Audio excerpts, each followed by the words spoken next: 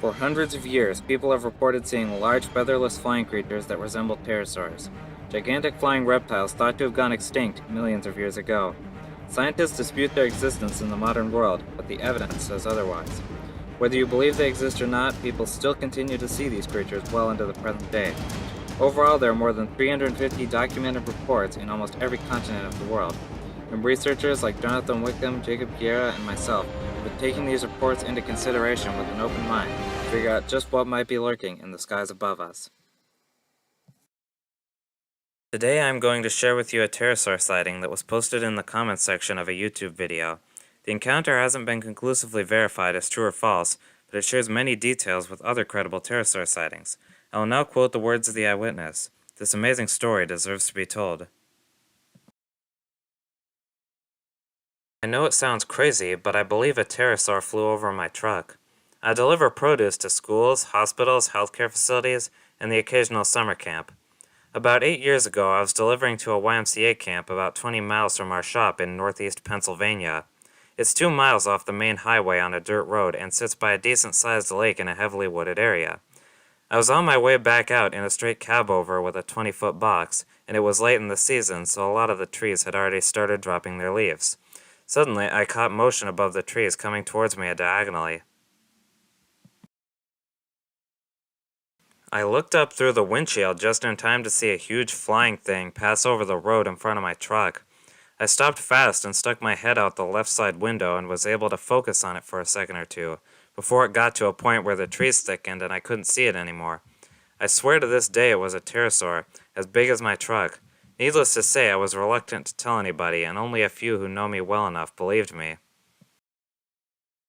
This gets weirder because when I told my sister, she got very excited and reminded me of her account 10 years before mine, where she and 4 other people had been on their way to another isolated lake in the same general area, and had seen what they all swore was a pterodactyl picking at a deer carcass on the side of the road.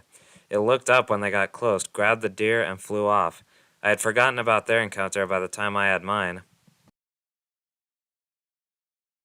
In addition to this sighting, there is also another account that supports the theory of pterosaurs going after deer.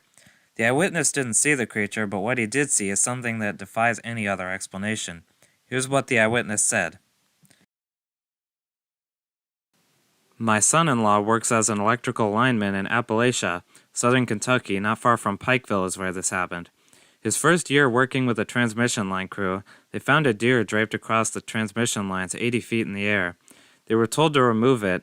They did so and found that it had large bird talon marks on the deer. It was at the time a very large fresh carcass and weighed around 60 pounds.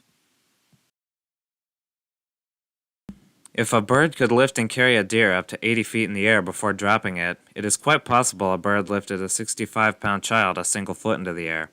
By the way, this was a line spanning across 2 high points over a ravine. There was no higher point a deer could have fallen from. A deer can't jump that high, nor do I suspect a deer hitched a ride on an airplane. Only 3 explanations are possibly left, and then only one makes any sense. 1. A deer climbed or flew to that position. Not very likely. 2. A deer was placed there as a prank on these linemen. A lot of trouble for a prank, if you ask me. It took a helicopter to remove it, so one would be needed to place it where it was, which was in the middle of the ravine, midway between 2 transmission line towers.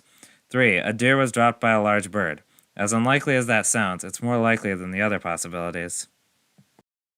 To add to both of these accounts, there have also been photographs of large animal carcasses found in strange places, the first of which was taken in Winslow, New Jersey in the 1960s, and shows a cow carcass draped over a power line. The area around Winslow is mostly flat, so there are no mountains or cliffs that an animal could have fallen from.